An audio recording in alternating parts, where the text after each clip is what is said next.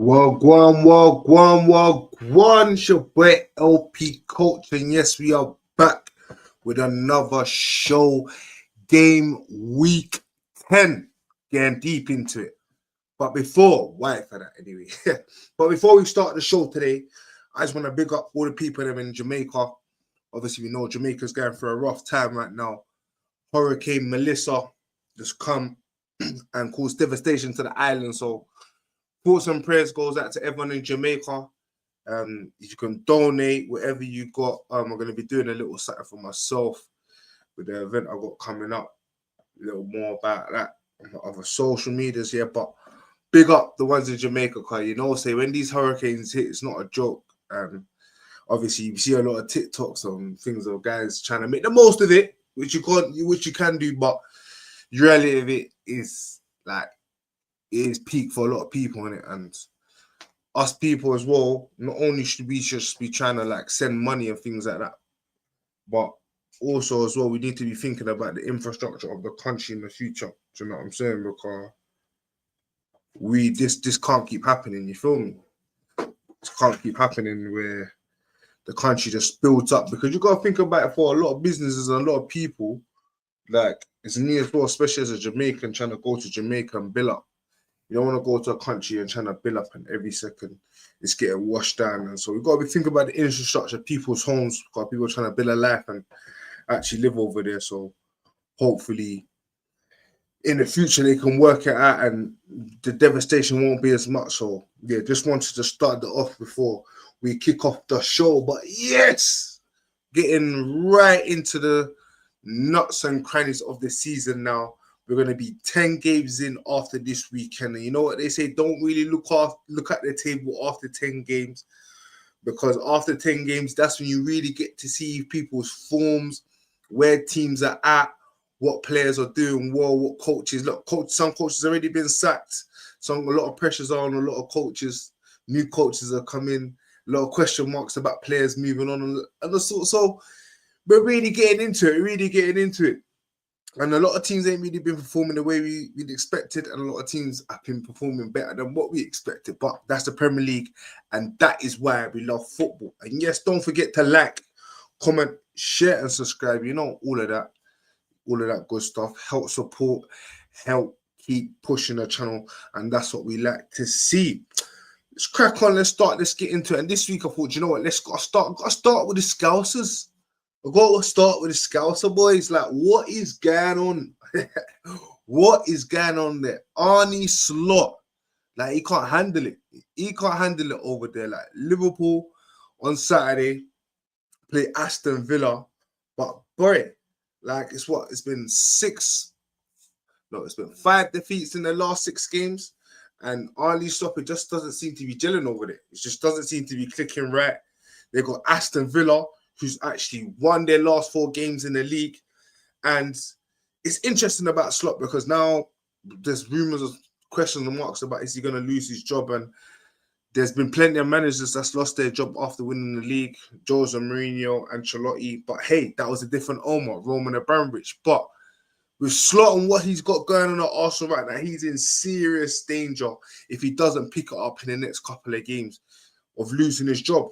And right now, we're speculating about what's going on over there, because it's not really looking healthy for Arnie Slot. And for me, my personal opinion, the signings, for me, I didn't really understand the value of a lot of the signings. I feel like the only player that they got value for money over the summer was Ekatike.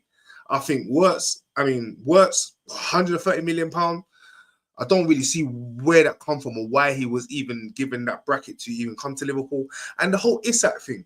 And one thing that kind of made it even funny, because Slot is coming up with these silly excuses. First is a low block. Then yesterday he's talking about the squad's not big enough. My brother, if you're talking about the squad's not big enough, why would you spend near enough to 250 million pounds on 2 players if your squad's not big enough? Considering the fact that you could have bought, at least for that money, at least 4 quality, young, proven players that you could have had into that team and give it that quality overall, because you just won the league. You was not in desperate need. If there's anyone that thought that needs to go and spend that type of money on a striker, you would have thought Arsenal would have went and spent £130 million at Isak, not the current champions Liverpool going and spend £130 million at Isak. For me, it didn't really make no sense. And I feel like also as well, with a lot of situation that's going on with the club, especially a big situation with Diogo Jota, who sadly passed away as well, I feel like with Slot, maybe personally, ain't the right managers to be handling that dynamics in the club right now. We can see that Salah is not really happy, reports that his situation, how he's dealing with it, he's not really dealing with it quite well. And I feel like with Slot buying a lot of these egos and the transformation in the team, right now he's finding difficulties. Who knows what that difficulty is? He may be able to turn it around, but right now he's in a sticky position because Mo Salah's just signed a new contract. So there's rumors that he's trying to get Mensah in from Brighton, but these rumor situations don't really dove into it too much. But they got a sticky problem because man's spending £250 million and the team's not gelling. And Liverpool got to ask themselves a question, because if they do sack him, who are they gonna go get? The manager market is not really open right now. Liverpool is a big opportunity. They have signed quality players. There's rumors that Klopp. Okay, sound a bit mad, but yeah, there's rumors that Klopp might go back to Liverpool. I heard it came out in an interview this week saying something about if there's any club that he's going to go back to in the Premier League, it's going to be Liverpool. So I thought, do you know what? Right now, it's a hard one to pick, because Aston Villa, they're on a good run. They seem like to be picking up form. Good win against Manchester City last season, starting to look more defensively cohesive. Still opportunities there to go on and score goals. And hey, Liverpool, they'll see this game as a game for them to go on and pick up 3 points against a decent team and get that confidence back. But I think the problem that Liverpool are going to suffer this season is the consistency. I don't think they're going to have the consistency that they need this season to go on and win the league title. Some may say that's why Arsenal are front runners to go on and win the title, but we'll see. For me, like I said, we'll talk about Arsenal later on. With the title, with Liverpool not quite firing the way that we expect them to, I believe that there's more than one or two teams that are in the race for this title, me personally. So Aston Villa normally play quite well against Liverpool. A draw at home last season, and they did lose 2-0 away at Anfield. But Aston Villa will definitely be confident going into this game, considering the form that they're on.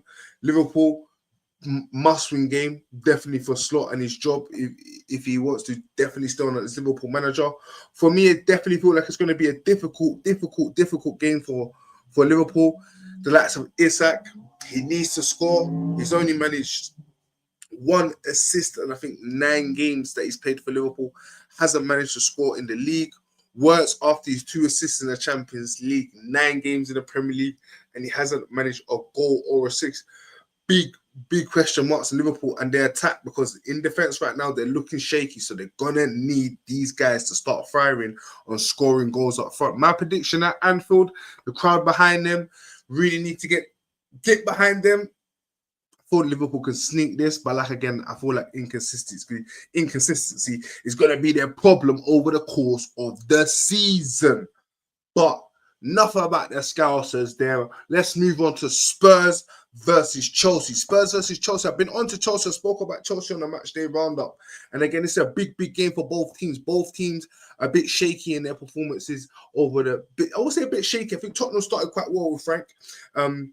Bit question marks. Defensively, they're really quite doing well. But up front, it's a bit inconsistent. That's probably been a problem for Tottenham over the years, and it's just about trying to find a consistency of scoring goals.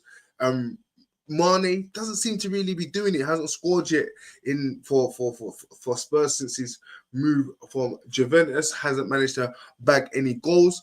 And João Pedro, Chelsea, 5 games now, hasn't managed to get a goal or assist for Chelsea. Struggling up there front. We know Liam Delap is back.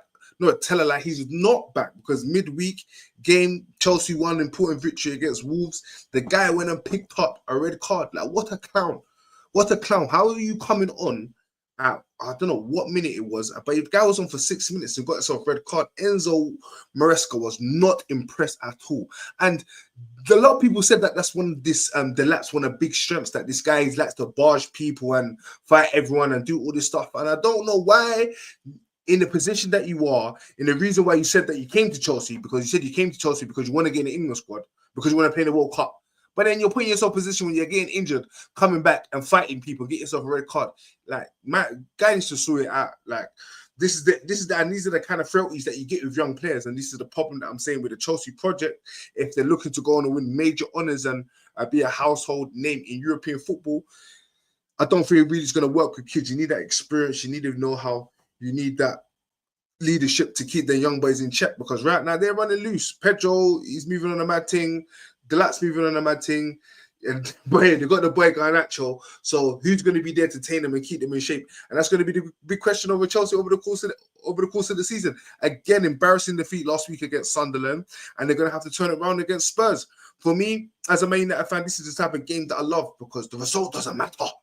I don't really care. Like, if Spurs win, good. If there's a draw, good. If Chelsea look, good. So, like, in that aspect, my weekend's good. But honestly, like, going back to the game with Spurs, I think with their defensive organization, and they're able to lock teams out, and Chelsea struggling up front. Also, Spurs not really doing that up front either. I think that this could be a draw, but I won't be surprised if any team just sneaks it over the line and gets a win. But for me, it's definitely a must-win game for both teams, in terms of, like I said, because a lot of teams this season now are going to feel that they have the chance to definitely compete for them top 5 spots. Teams have to be consistent in their performances, have to be consistent in their performance. This season is the season where we're going to see everyone play, because I repeat it again, World Cup year. In the year of a World Cup year, you always see a lot of good football, because players want to get into that squad. My prediction for the game, I'll go for a 2-2. There's always loads of goals in this game. Yeah, I think 2-2 in this game. But like I said, I won't be surprised if any team goes on and nicks it. Yes, let's move on to my boys, Manchester United, away at Nottingham Forest. Important game for Manchester United. Yes, doing well. 3 wins on the bounce. Aaron's nominated for Manager of the Month. Everything seems to be going well, but I love what the manager's saying. Interview came out from Joe Willock today as well. It seems that everyone's on the same page. Everyone understands the mission that is game by game. We're working hard. We're trying to change the culture at Manchester United, bring that winning mentality back to Old Trafford, and the players understand the job at hand. And this is the game that's most important. Manchester United have shown, even in their frailties, that they can go on and beat big teams and rise to them big occasions in terms of finals and stuff like that. But it's been that consistency of producing in the league over 38 games, challenging for that title and getting in the Champions League places consistently and going on and being a force in Europe. So that's what we're trying to change. And this is the type of game that can create that stamp and create that mark. Got Spurs next week, the week after, and it's a game by game for Manchester United and Ruben Amorim. The problems that everyone was talking about at the club seem to have been solved. Yes, there's issues in midfield, but with Casemiro performing the way that he's performing, rumours that he might get a new contract, I will give it to him on reduced wages. Bruno Fernandes, boy, my guy is just moving like the best midfielder in the league. People want to question me and doubt me on this thing. There's no way in hell that anyone can tell me. And I had this argument with my friend in the group chat, because for me personally, like, Arsenal are a good team, yeah? Arsenal are a good team, but me personally, I don't rate Arsenal in terms of how they play, in terms of, yes, they're winning, cool, what they're doing is working. But for me, I grew up on good teams playing good football, blowing teams out the water, and being a dominant force in the league where everyone's fairing them. Yes, Arsenal are winning, fair enough, set piece kings. They're doing what they need to do, the top of the league, but I'm not really rating it. And me personally, when it comes to likes of Bruno Fernandes, I think he's better than every single Arsenal player in the Premier League. I mean, better than every single Arsenal player in that team. And he's debating me and telling me the likes of he'll rather Martinelli than Bruno Fernandes. Like, please tell me, what kind of nonsense is that? You tell me who's a better player, Martinelli or Bruno Fernandes, because these are the type of conversations that I'm having in the group chat. And I'm telling you, do you know what? I was thinking about it today. Don't worry, I'm going to get the reactions. I'm going to start doing my reactions in the game. And I am going to start showing you guys the nonsense and the drivel that I get told in this group chat. It needs to be exposed. Don't worry, it needs to be exposed. Yeah, the boy Rum, the boy Nero, hey, the boy Hatball. Listen, all your nonsense is gonna be revealed. Don't worry, you got a long way in it. You got a long way over the course of the season. But yeah, back to the game with Manchester United. Like I said, game by game, step by step. Nottingham Forest just got a new manager. They won in the Europe, but didn't get a win in the league. And for me, I think it's a game that we're gonna get. I don't really rate Daichi. I feel like he's gonna get Nottingham Forest what they want. I wouldn't say what they want, but they're not going to get relegated with Daichi, but I don't think that's what they want. And I think ultimately that's going to be the problem. I think with where Forest are at, where they've been their trajectory over the last 18 months to 2 years, I definitely feel Daichi's is definitely a stopping gap. And I don't see him being there next season. I think he'll do all right, get them decent in the league, but I think the club will go on a reset and try to continue where they left off a couple of years ago. But if they can get a win against Manchester United, that definitely gets Daichi on the role of implementing his style and his things and all these what he wants to get across the team. So, and any win against Manchester United, always going to get any club a boost because you know what they say, when you're big, you're big. So Manchester United need to understand that. You know what I'm saying? Every time any club, home or away, our away record as well this season hasn't been good at all. So definitely a chance for us to make that right. And Nottingham Forest will know that. So they will definitely go in this game with a lot of confidence and feel that they can get a victory against Manchester United. I thought with Man United's form, the importance of the game, and just where Nottingham Forest are as a club, I do think this is a game that Man United can go on and win. Yeah, I feel like with the performance will be key as well, just in terms of the consistency over the course of the season. But I can see Manchester United getting a win. Bruno Mbeumo in good form, 4 goals this season in the league, ready for Manchester United. Cunha, first goal last week against Manchester United. Sesko with assist as well, 2 goals and assists in his last 3 games. So the forward line is doing really well. De Ligt playing absolutely outstanding at the back. So Lemon's utter aura at that in the goalkeeping position. So Man United had every chance to go and win this game, and I expect them to go and win this game. We need to go and win this game. And I'm going to say it, Manchester United are in the title race.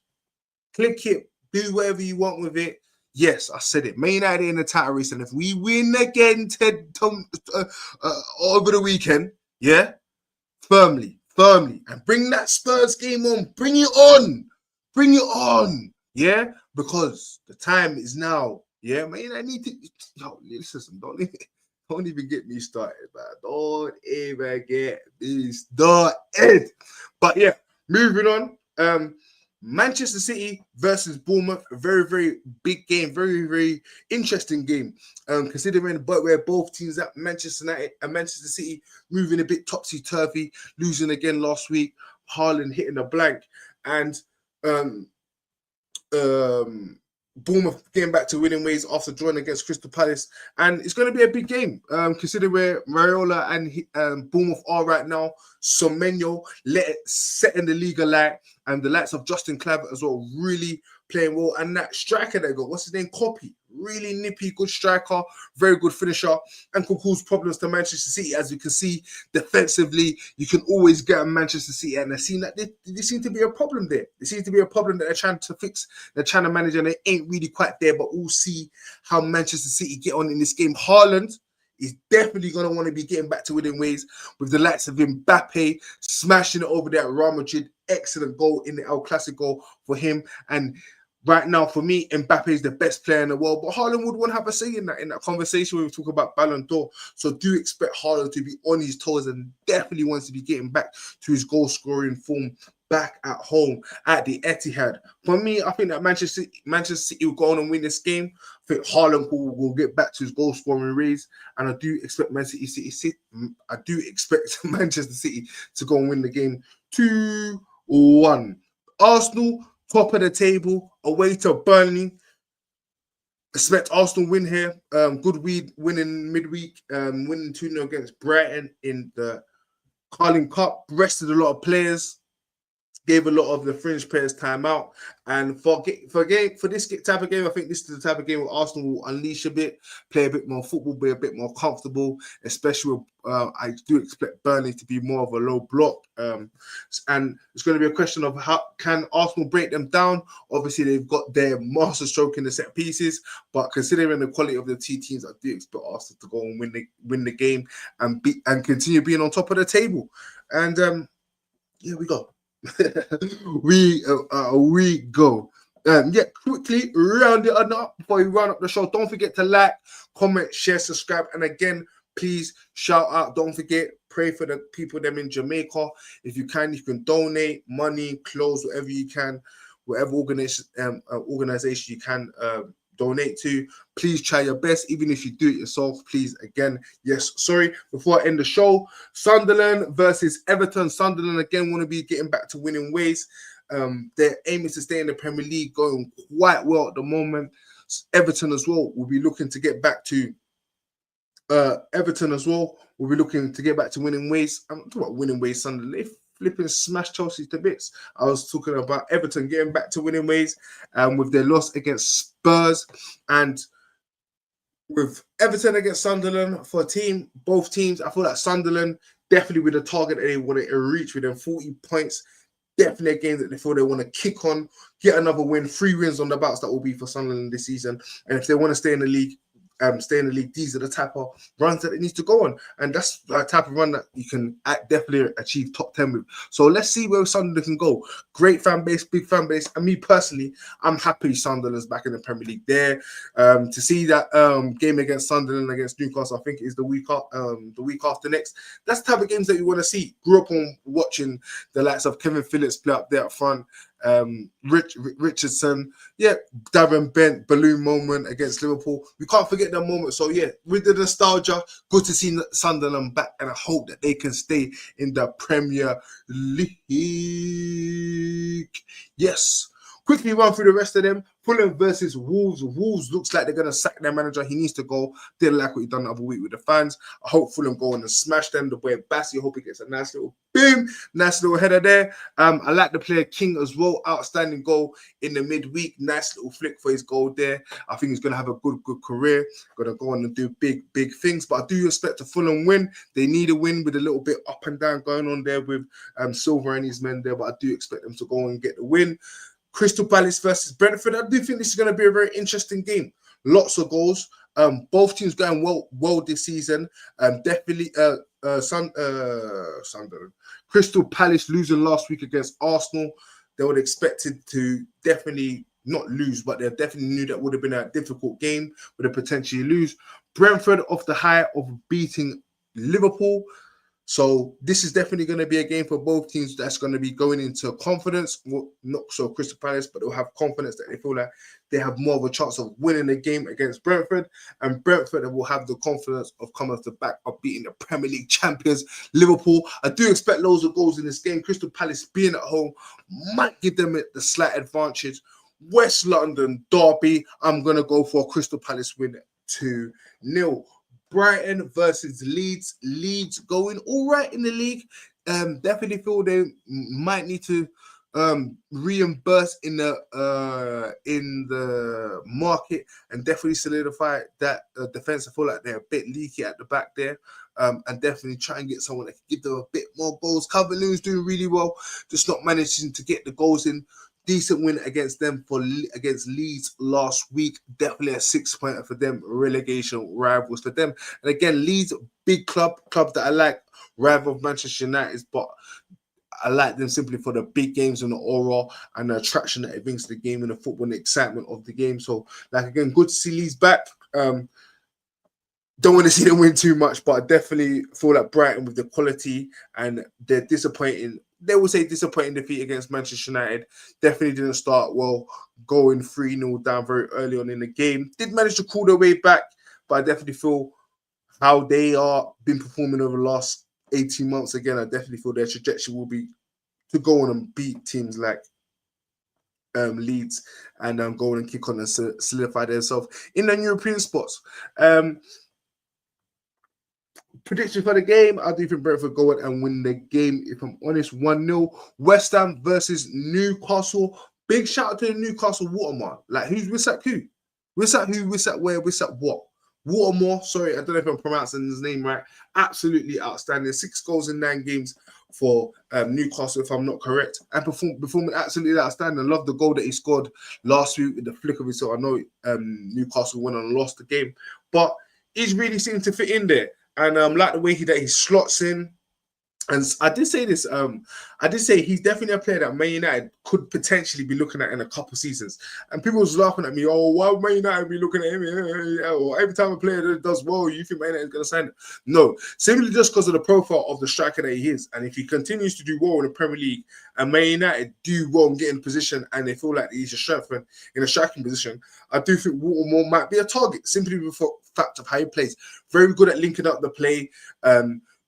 Knows that the wingers are going to make them runs, plays deep, gets his chances and scores. Seems very similar profile to Sesko, and with Man United in the way that they're playing with the 2 wingers, well, I say 4 wingers with the 2 wing backs as well. I definitely think that he's a player that could potentially fit Man United's system. But for Newcastle right now, is doing really, really well. I think he fits that system perfectly, and Newcastle really need him. Newcastle really needs to perform, and I feel like I always say 2 players, 2 strikers do well in the Premier League. Over the years, especially my years of growing up watching football, it was definitely, we always see the likes of Peter Crouch doing the mad thing. Strikers, even Fellaini, even when we were at Frankfurt for a bit, but 2 strikers up there generally do seem to do well in the Premier League. So for Watermore, shout out to him, big player for Newcastle this season. Bruno Guimaraes seems to be getting back to his form, scoring last week again for Newcastle. Newcastle seem to be quite settled. I know they're quite up and down, but they do seem to be quite settled. Decent performances in the midweek. Got through in the League Cup, looking to defend their title, doing well in the Champions League. So it's going to be interesting to see how Newcastle, because their problem is translating that form into the Premier League, but still a long way to go. And I feel for them, obviously their objective will be getting that Champions League football. So we see how they go. I do think with West Ham's problems and what they got going on, it's going to be a difficult game. But if West Ham definitely need to win these type of games, because if they don't win these type of games, they're in big trouble of being relegated. And I do not want to see my son relegated. I mean, my son, I say my son, West Ham relegated, because my son supports West Ham. And West Ham, don't do this to my son, please. Like, Bowen, Nuno, like, sort it out. Like, my son supports West Ham. Like, I just can't have him going through that experience. Like, seeing you guys win a trophy, like, I thought, you know what? West Ham, seeing him win a trophy, I'm not going to pressure him into the Man United life. I'm going to teach him to be a loyal to what he, but do not let him see West Ham get relegated, yeah? And I'm going to end the show on that one there. West Ham, please. Even for the football gods, I'm going to put a West Ham victory. Bowen winner. Yeah, let's go, buddy. Yes, guys, thank you. That's it for today. Thank you for joining the Next Generation Baller Show. Don't forget to like, comment, share, subscribe, all of that good stuff. And again, don't forget to pray for the people them in Jamaica. Don't forget to donate. Do what you can. I know they appreciate it. And yes, boom, bang. I'll see you guys soon. Enjoy your weekend. Let's go, buddy.